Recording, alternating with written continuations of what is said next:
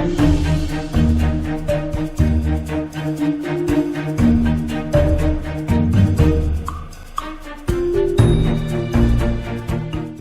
everyone, my name is Ryan, and today I will answer your question. I'm kidding. You didn't think I would do the Q&A video by myself, did you?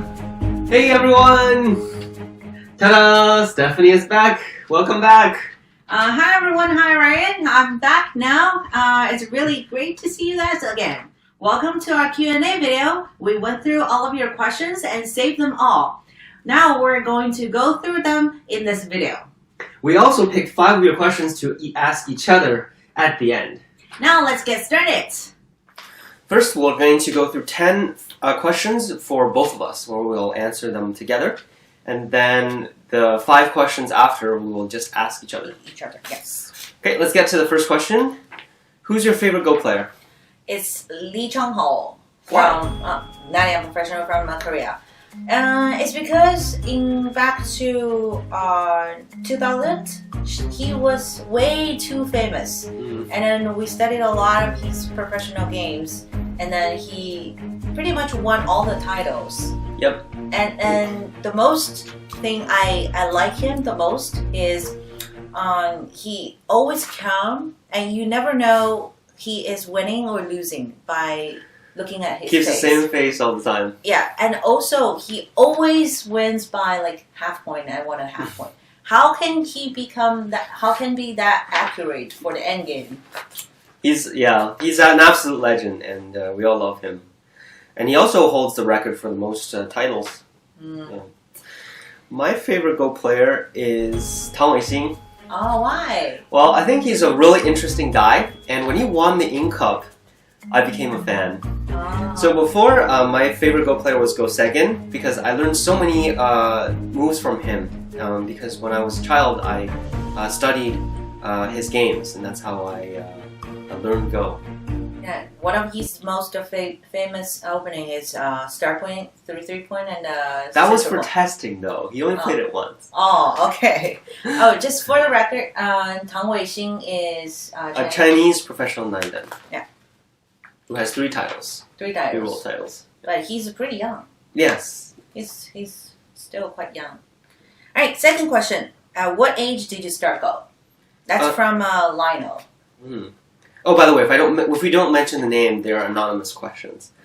I started when I was like 4.5, I think. Wow, that young? Yeah. So my father was a big Go enthusiast, and then he taught me to play, and then he would never let me win. Wow, that's so sad. When did you start? I started when I was between 6 and 7, like 6.5. Pretty average age, I think. Yes. Also, I influenced by my father as well. My dad is a big fan of Go, and until today, he has to play at least 3 games every day on KGS or any online service too. Yeah, just to play. But there's difference between my dad and your dad is my dad never played me. Except the beginning. Yeah, he was my first teacher to teach me how to play Go and some rules. But after I kind of became like intermediate level, and then he stopped. He doesn't want to get you. He doesn't want you to get worse by playing him. I mean, playing against him is still he was still stronger at the time, but. He was worried he might give me some wrong like concept or strategies. Yeah, so that it's better to study from a teacher. He is quite strong. He's about 5-dan on Taijin or Fox. So pretty strong player. AGA rating. AGA player. Nice. When and where did you become pro? I became pro in 2007 in China. That was great memory. You know, back to around 2000, I think before 2010, each year there's only 2 girls can become a pro every year. So for boys, there are 18 boys can become pro every year. Every year. You may have a question: why there are more people more boys than girls is because there are more boys to compete in the tournament. So in 2006, that was my nightmare. It's because I only got the third place. Wow. And I was only behind for 2 or 4 opponent scores. If you guys are familiar with that, Like SOS. Mm-hmm. Yeah. Wow. That was totally nightmare. Yeah, I mean, as an amateur player or as an insei, as you call it, becoming pro is like the only thing that you're going for, and you guys can probably, for those of you who've seen Hikaru no Go, you can tell like that's the thing, right? It's the final test every year. Yeah. How about you?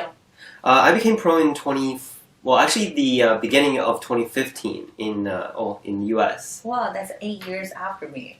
Oh, okay. Yeah, it was when I was in college. Yeah, so it was quite later. But the professional system wasn't established until 2012. Oh, okay. So that's not bad. Yeah, so to become pro in the US, you do have to win like a big tournament in either US or Canada, and then you get selected to play in knockout tournaments. So there were 8 players that year, and I won that tournament. So was it a single elimination or? It was a mix. It was a round robin first, and then it went to elimination after the round robin. I see.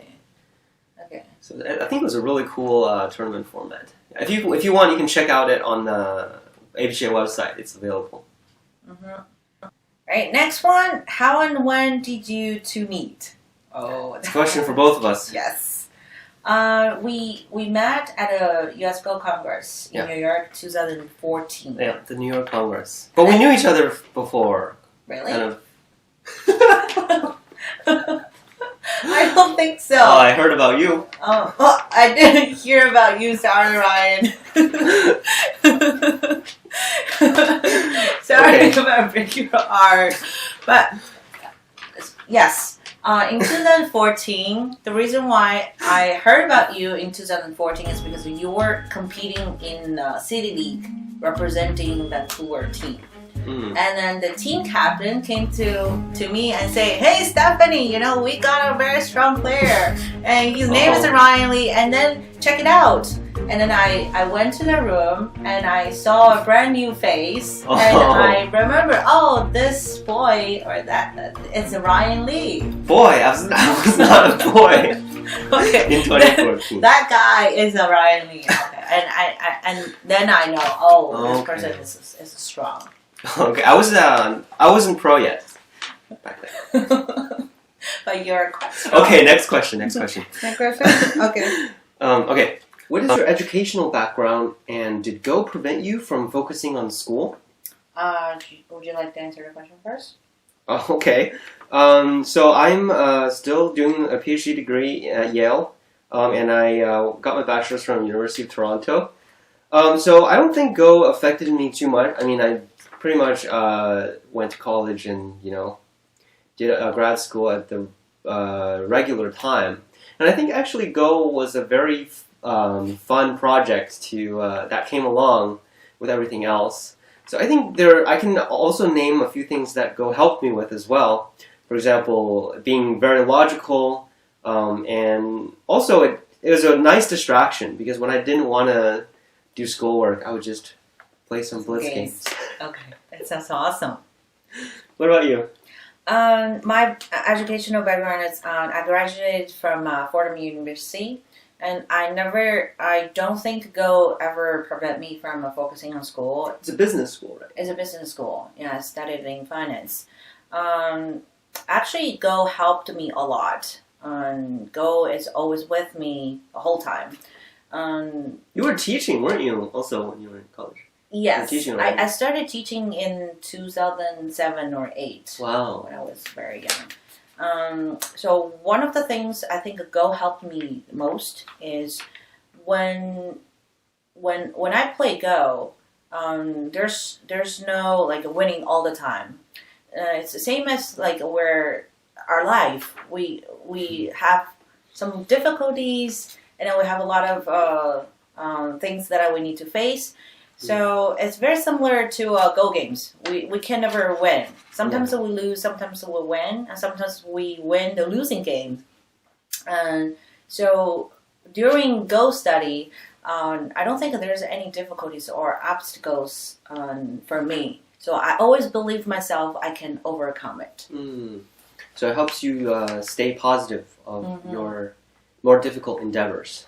And I think that speaks for me as well. But I can't relate as much because you were in that moment. You were an insei. The only thing you did, like the only goal for you at that time, and not think about anything else, was to become pro. So that is a very difficult task.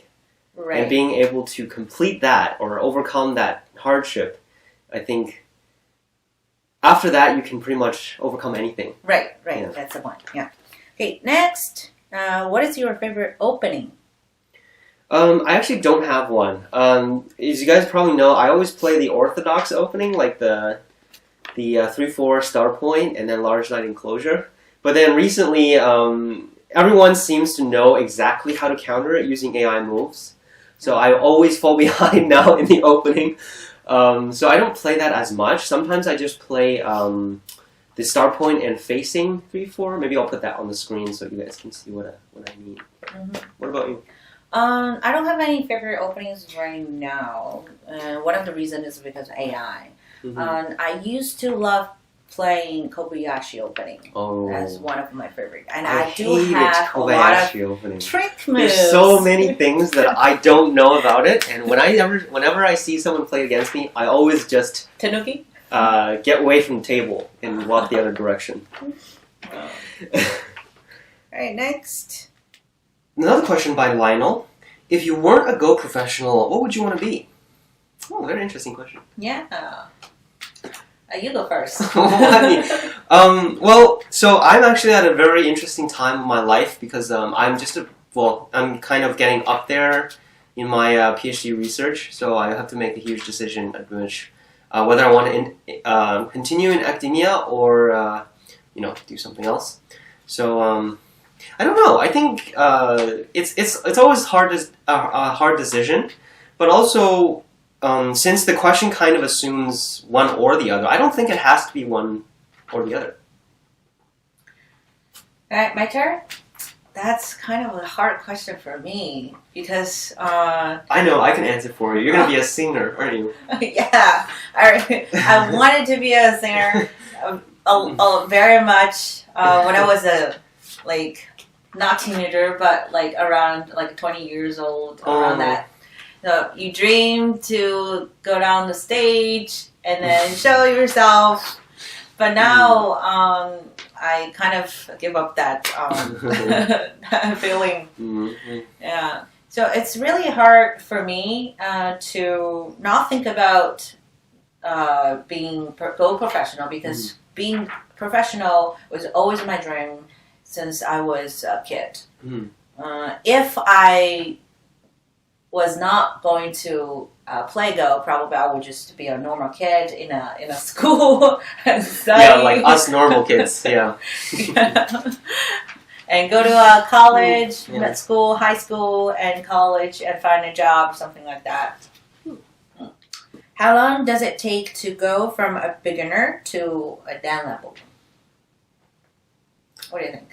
Well, I think it's not fair to ask how long it takes. I think it's more accurate to ask how many hours you need to spend. Right. Well, maybe it's what that question means, but I like to think of it that way.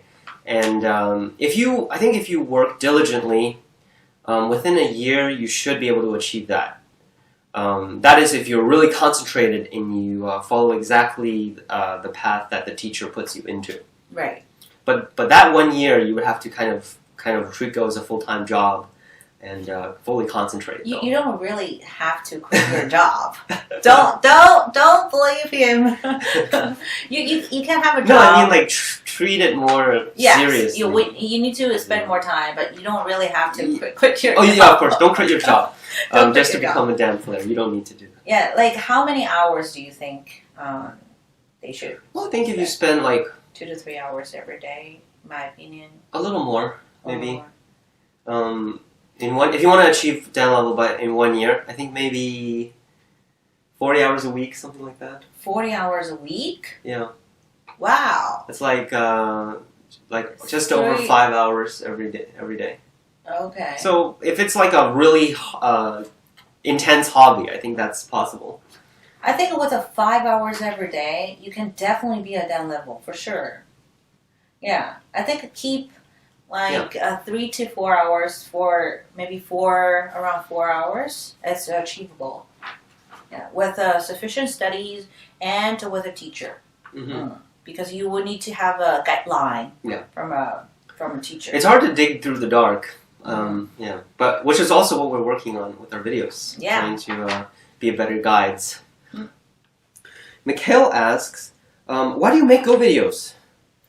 Because I love you guys and I want you guys to learn. I can't meet you guys I can't meet everyone, but now I can teach you through the videos. In the beginning, we were thinking about this. We wanted to actually just make videos because our students can just watch them at any time. But then we realized that there weren't that many good English Go resources. And so we decided, oh, well, why not? We can keep making videos. And also, it's very fun. We always have a lot of fun creating, brainstorming to the production. And, talking with each other about video ideas is also really fun. So I think it's just become like a really... kind of enjoyable. Yeah, it's an enjoyable activity, and it helps people. And also, when I'm in class and someone asks me a question, I can just say, "Oh, go watch my video," because I probably answered that question. Some questions I always have to answer at least 5 times, like the large pig's mouth. I haven't had a single. I haven't had a single student of mine who's. Hasn't asked me under 5 times when I asked them how to kill the large pig's mouth. So go check that out. Yeah, and also we meet a lot of friends from all of the world. Yeah, that's also another thing. Yeah, big thing.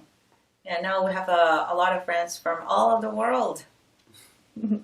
Will Sigrid play Go? I think she's gonna eat the stones right now. Right now. I think we'll see. I mean, if she likes it, of course, we'll be supportive, but we'll see. Oh, I think she will. At least I will teach her to Lego. Yeah, and see whether she likes it. If she really doesn't like it, then we're not going to force her to learn. But I think she will like it. Okay, now on to the single direction question period. So we picked these questions. And we don't know what the questions are yet. Okay, so... You'll start? You start. I start? Okay. Do you like roller coasters? Oh, why would you ask? What do you guys think? I'm not a fan of heights. And it's just... He's scary. He's scared of roller coasters.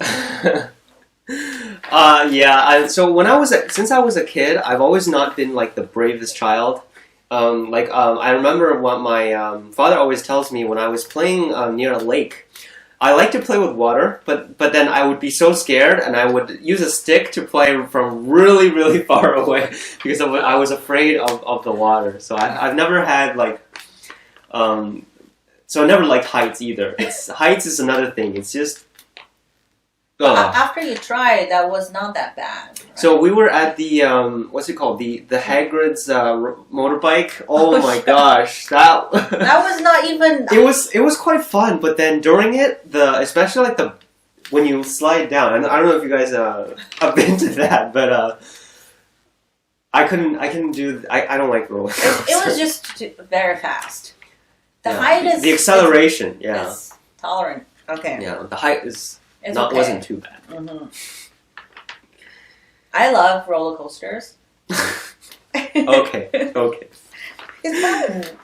Yeah, right. Stephanie loves them.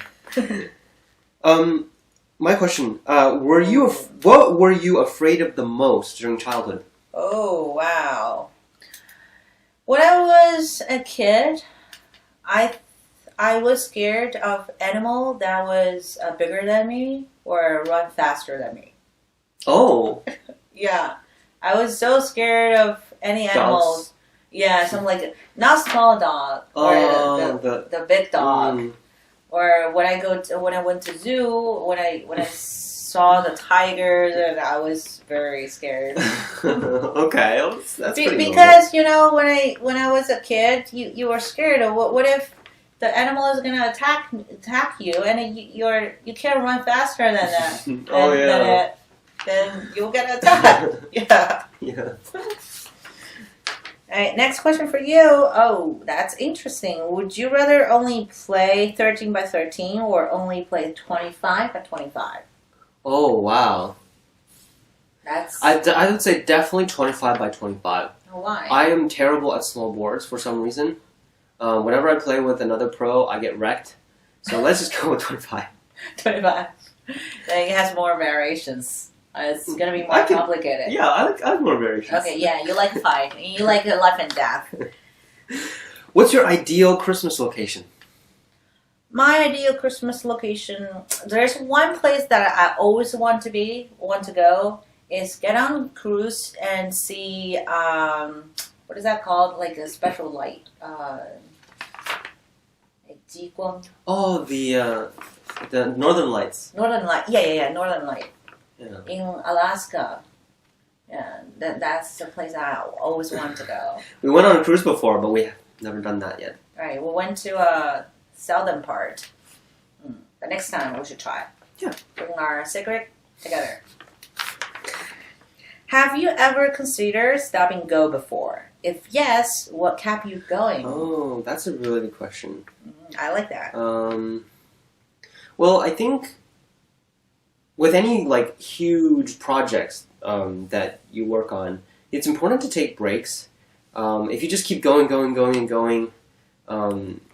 I think it's human nature to feel demotivated at some point because nobody wins all the time. You always have losing streaks, or you always have those moments where you feel, well, things are just not working very well. And I think if you take breaks, for me, when I take breaks and I come back, I feel super excited. Like I'm just dying to get some games in and dying to look at new games.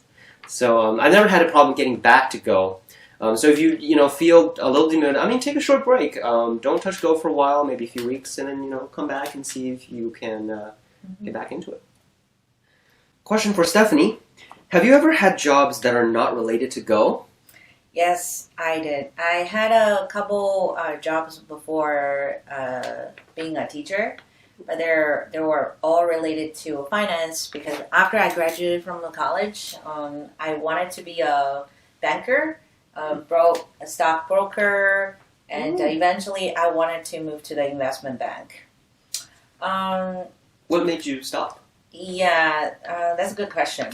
So my last job before I opened the Go School was a stockbroker.